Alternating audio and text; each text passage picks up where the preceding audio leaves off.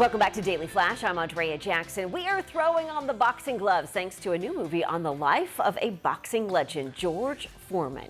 You got a punch like I've never seen. But in every battle, the greatest foe that we will combat isn't here. You live one way your whole life. Heavenly Father, thank you for this food. George should change his name from Foreman to Poor Man. To hurt. What's my name now, fool? Joining us to talk about the new movie is Eric Hanson, who plays George Colton in the film. Eric, welcome to Daily Flash. Well, thank you, Andrea. So let's talk about your role. What role does your character play in George Foreman's life on the big screen? I played George Colton. He's a sports writer who travels to Zaire for the big fight with George Foreman and Muhammad Ali, the Rumble in the Jungle, if you remember that historic fight. And there's a moment where the sports writers that are there to cover the story there's a brief altercation with George Foreman and Muhammad Ali in the hotel lobby of the airport, and we are there to take it all in.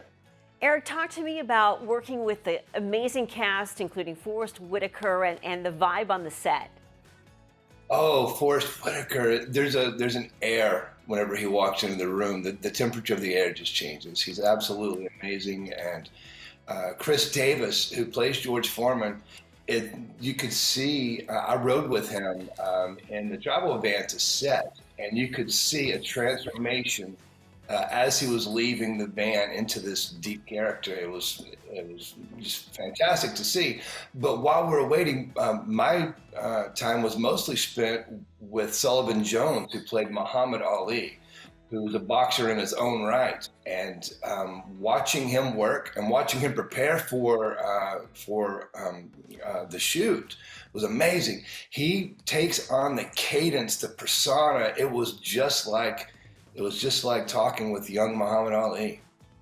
I gotta know what George Foreman's reaction to the movie is, and did the boxing legend visit the set while filming? That I don't know. I know that George Foreman, I've seen on social media that he has indicated that he's on board with everything that's happening, so I believe that he is super excited to see it. And it's a good take at his life, because we tell the story not only of his boxing legend of coming up from gold medal Olympic winner, but also the fact that he took on the challenge of becoming a real man throughout the story. He got back into the ring at 45 years old so that he could go and continue earning a living for this town of a family that he was providing for. Eric, I gotta know, I mean, there's the trailer's so inspirational. What do you think the message is that they want moviegoers to take away from this? Well, it's such an uplifting story. And the fact that George Foreman, after going through all of the things that he's gone through, and he comes to become a preacher, there's a story of redemption. There's a story of just completely working towards being the man that he knew that God would have him to be. I got to talk about this. You're also in another big screen movie, the horror flick Nefarious. Let's take a look at a clip. Before you leave here today, you will have committed 3 murders. Why would I do that? Legion mihi nomen est, quia mortis sumus. What are you doing? My name is Nefariamus. Names are important. They have power. They let everyone know who we are. So it's the kind of movie you don't want to watch late at night when you're by yourself. It's one of those in the middle of the morning when it's not raining outside. Eric, what drew you to do this movie? Well, first of all, this is one of those movies that comes along once in a lifetime. It's a faith-based movie, yet it's rated R, so it has, I guess, a little street cred to it. But there is a gravitas in this movie, and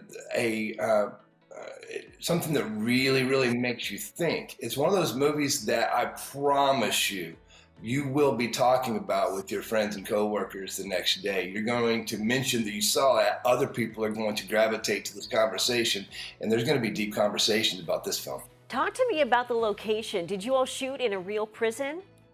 We did, in state penitentiary in Oklahoma, and there was so there's that the realism is definitely there throughout the entire movie. And Sean Patrick Flannery, let me say, he puts on a performance that I've never witnessed before with my own eyes.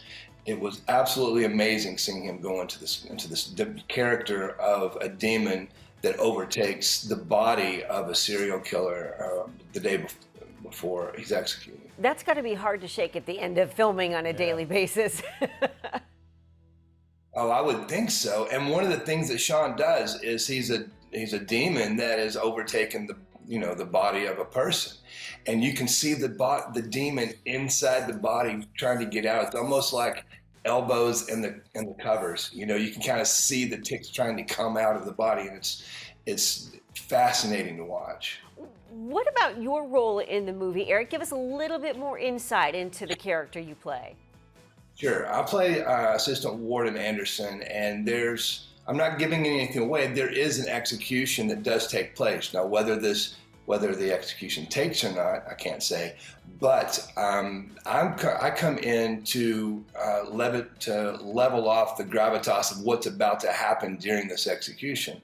I'm able to tell the viewers or the people that are there to witness what's about to happen, the seriousness of the events, and so it's one of those heavy moments of the film, and I'm happy to be a part of it. Eric, thank you so much. Terrific interview. Congrats on all the new projects. Here's where you can find more information.